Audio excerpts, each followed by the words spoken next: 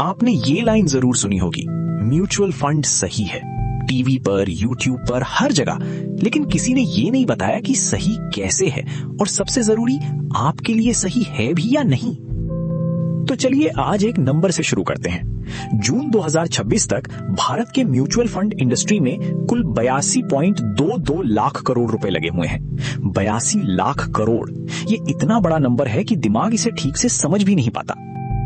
लेकिन अब दूसरा नंबर सुनिए और यही असली कहानी है। इतने बड़े देश में म्यूचुअल फंड में पैसा लगाने वाले यूनिक इन्वेस्टर सिर्फ 6.19 करोड़ हैं।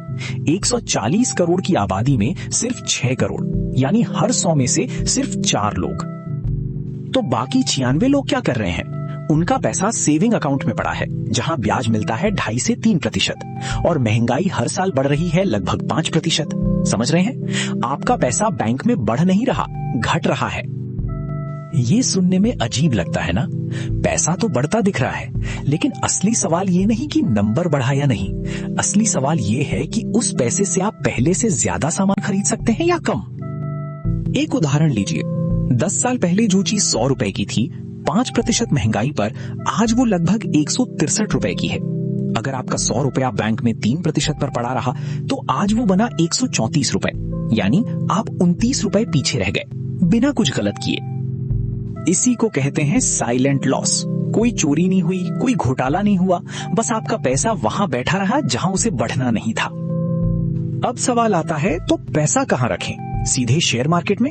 वहां आपको हर कंपनी का बैलेंस शीट पढ़ना पड़ेगा, मैनेजमेंट समझना पड़ेगा, रोज मार्केट देखना पड़ेगा। एक नौकरी करने वाले आम इंसान के पास इतना टाइम नहीं है। और यहीं से म्यूचुअल फंड की एंट्री होती है। म्यूचुअल फंड कोई जादू नहीं है, ये बहुत सिंपल आइडिया है।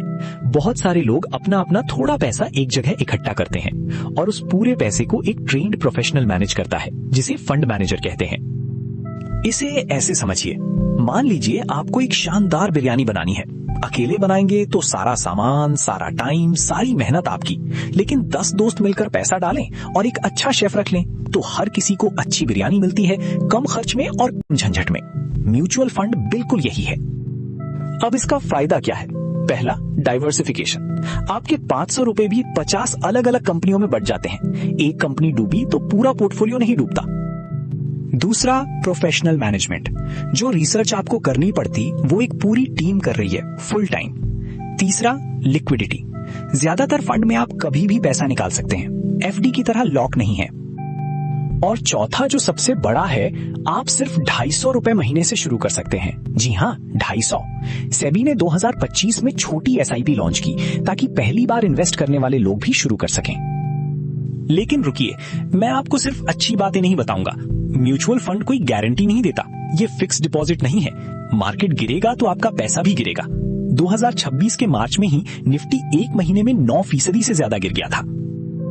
तो अगला सवाल ये है कि जब रिस्क है तब भी लोग क्यों लगाते हैं? जवाब एक शब्द में है, time. Share market short term में एक जुए जैसा दिखता है, लेकिन लॉन्ग टर्म में ये एक बिजनेस की तरह काम करता है और भारत में इसका सबूत आंकड़ों में है। देखिए, निफ्टी 50 का 20 साल का रिटर्न लगभग 12% सालाना रहा है। लेकिन यहां मैं आपको एक बात ईमानदारी से बताना चाहता हूं, जो ज्यादातर लोग छुपा लेते हैं। 2026 के फाइनेंशियल ईयर में निफ्टी का 20 साल का CAGR 10% से नीचे चला गया। 30 साल के इतिहास में ये सिर्फ दूसरी बार हुआ है। तो कोई अगर आपको कहे कि 15% पक्का मिलेगा तो समझ जाइए वो झूठ बोल रहा है। फिर भी 10 साल के हर एक पीरियड को देखा जाए तो अब तक हर 10 साल का रिटर्न पॉजिटिव रहा है, औसतन 12.49%। मतलब जोखिम टाइम के साथ कम होता जाता है, खत्म नहीं होता पर कम जरूर होता है। और यहीं आता है SIP का जादू। इसे कहते हैं रूपी कॉस्ट एवरेजिंग।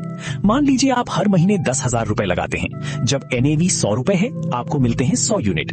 जब मार्केट गिरकर NAV 70 हो जाता है, उसी 10,000 में मिलते हैं 142 यूनिट। समझ रहे हैं?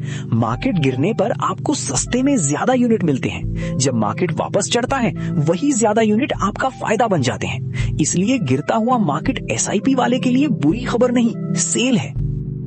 लेकिन ज्यादातर लोग उल्टा करते हैं। जनवरी 2026 में जब मार्केट गिर रहा था, 55 लाख SIP अकाउंट बंद कर दिए गए। यानी लोग ठीक उसी वक्त निकले जब सबसे सस्ता मिल रहा था। अब आते हैं असली सवाल पर। फंड कितने तरह के होते हैं? मोटे तौर पर 3 फैमिली हैं, इक्विटी, डेट और हाइब्रिड, और तीनों का काम अलग अलग है। पहला, इक्विटी फंड।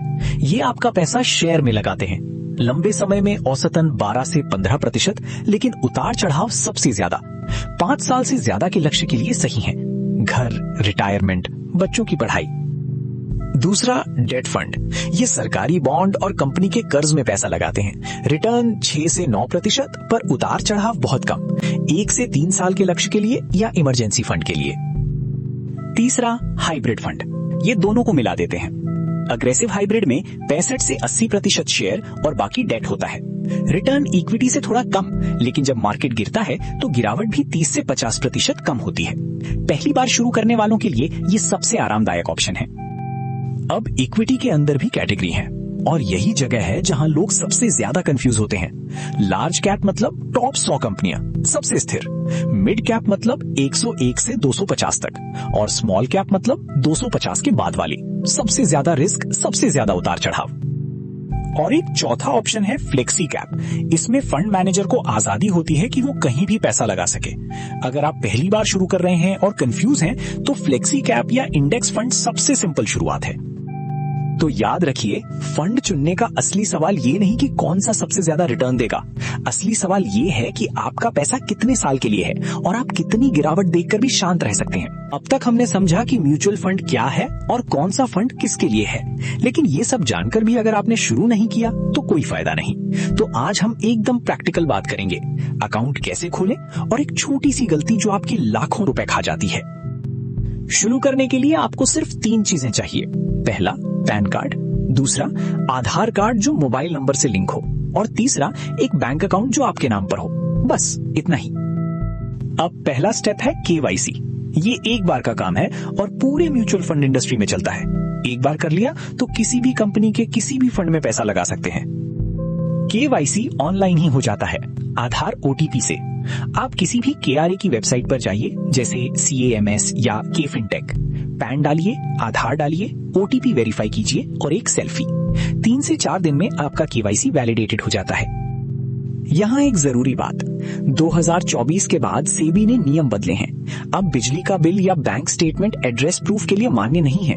आपका पैन और आधार लिंक होना जरूरी है, और आपका KYC स्टेटस वैलिडेटेड होना चाहिए, सिर्फ रजिस्टर्ड नहीं।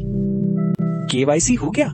अब आता है सबसे जरूरी फैसला, और यहीं पर 90% लोग गलती कर देते हैं। हर म्यूचुअल फंड के 2 वर्जन होते हैं, रेगुलर प्लान और डायरेक्ट प्लान। दोनों में एक ही फंड है, एक ही फंड मैनेजर, एक ही पोर्टफोलियो। फर्क सिर्फ एक है, रेगुलर प्लान में एक एजेंट या डिस्ट्रीब्यूटर को कमीशन जाता है, और वो कमीशन आपकी जेब से जाता है हर साल। इस कमीशन को एक्सपेंस रेशियो कहते हैं। डायरेक्ट प्लान का एक्सपेंस रेशियो रेगुलर से आधा से 1.5% कम होता है। सुनने में छोटा लगता है ना, 1%। अब देखिए ये 1% 20 साल में क्या करता है। मान लीजिए आप 10,000 रुपए महीने की SIP करते हैं 20 साल तक। आपने कुल 24 लाख रुपए लगाए। 12% ग्रॉस रिटर्न मानकर डायरेक्ट प्लान में आपको मिलते हैं लगभग 93 लाख रुपए, और रेगुलर प्लान में सिर्फ 86 लाख, यानी लगभग 7 लाख रुपए का फर्क। और ये फर्क इसलिए नहीं आया कि फंड खराब था, फंड तो वही था, ये पैसा सिर्फ कमीशन में चला गया। कुछ कैलकुलेशन में तो ये फर्क 12 से 15 लाख तक पहुंच जाता है। अब सवाल ये है कि डायरेक्ट प्लान कहां मिलता है? 3 जगह। पहला, सीधे AMC की वेबसाइट पर। दूसरा, MF सेंट्रल या MF यूटिलिटी जैसे प्लेटफॉर्म पर। और तीसरा, कुछ एप्स पर जो डायरेक्ट प्लान देते हैं। पहचानने का तरीका बहुत आसान है। फंड के नाम में साफ लिखा होता है डायरेक्ट या रेगुलर। अगर आपके स्टेटमेंट में रेगुलर लिखा है तो समझ जाइए आप हर साल कमीशन दे रहे हैं। और अप्रैल 2026 से सेबी ने एक बहुत अच्छा बदलाव किया है। अब एक्सपेंस रेशियो को 2 हिस्सों में दिखाना पड़ता है, बेस एक्सपेंस रेशियो जो फंड हाउस लेता है, और अलग से टैक्स और ब्रोकरेज। इक्विटी फंड की मैक्सिमम लिमिट भी 2.25 से घटाकर 2.1% कर दी गई है।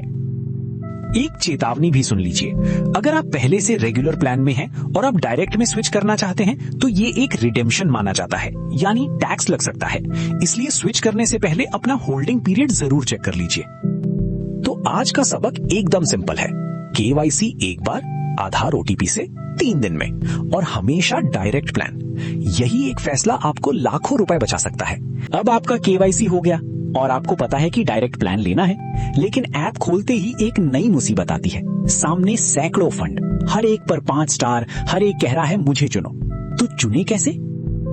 सबसे पहले वो बात जो सबसे जरूरी है, फंड चुनने से पहले लक्ष्य चुनिए, क्योंकि सही फंड कोई एक नहीं होता। सही फंड वो होता है जो आपके टाइम से मैच करे। नियम बहुत सिंपल है।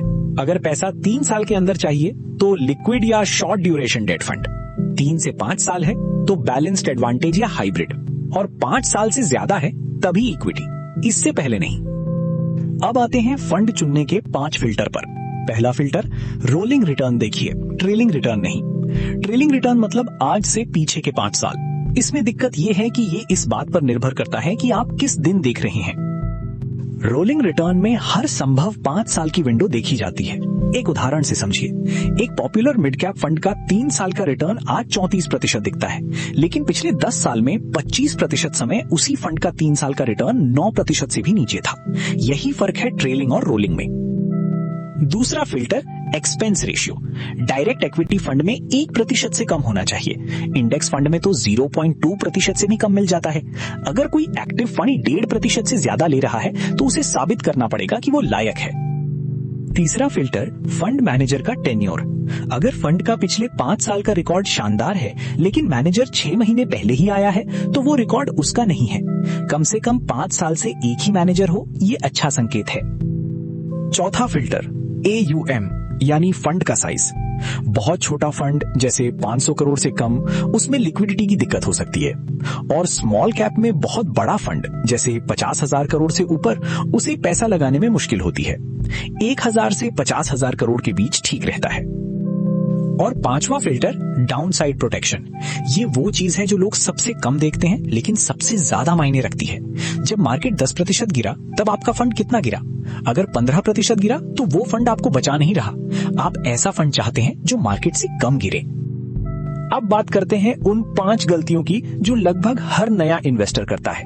पहली गलती, सिर्फ स्टार रेटिंग देखकर फंड चुनना। स्टार रेटिंग पीछे की तरफ देखती है, हर 3 महीने में बदल जाती है और ये नहीं बताती कि मैनेजर बदला है या नहीं।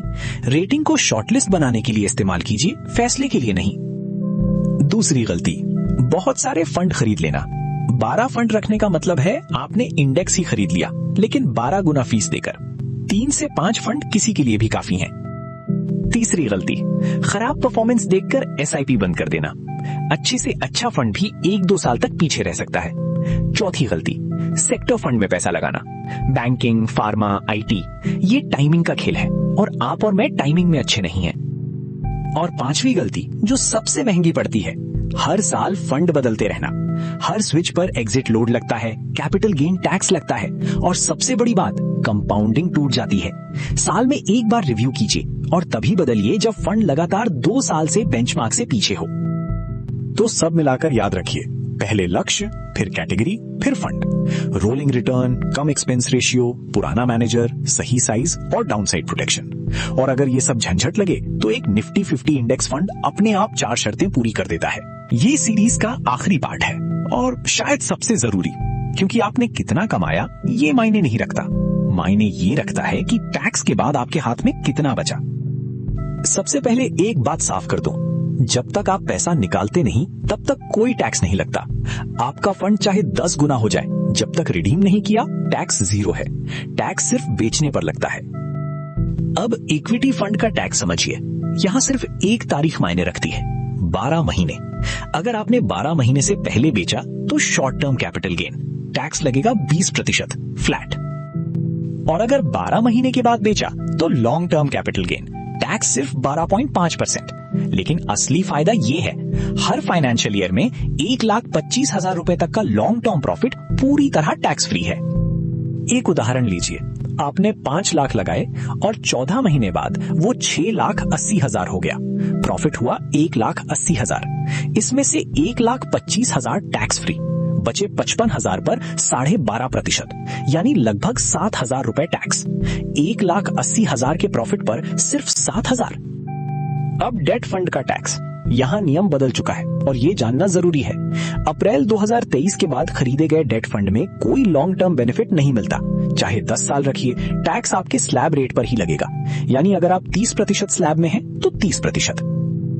इसीलिए एक बात याद रखिए, अगर आप ऊंचे टैक्स स्लैब में हैं तो लंबे समय के लिए डेट फंड टैक्स के मामले में एफडी जैसा ही है, कोई खास फायदा नहीं। अब एसआईपी वालों के लिए एक बहुत जरूरी बात जो ज्यादातर लोग नहीं जानते, आपकी हर एसआईपी किश्त अलग इन्वेस्टमेंट मानी जाती है। मतलब जनवरी वाली किश्त की उम्र अलग, फरवरी वाली की अलग।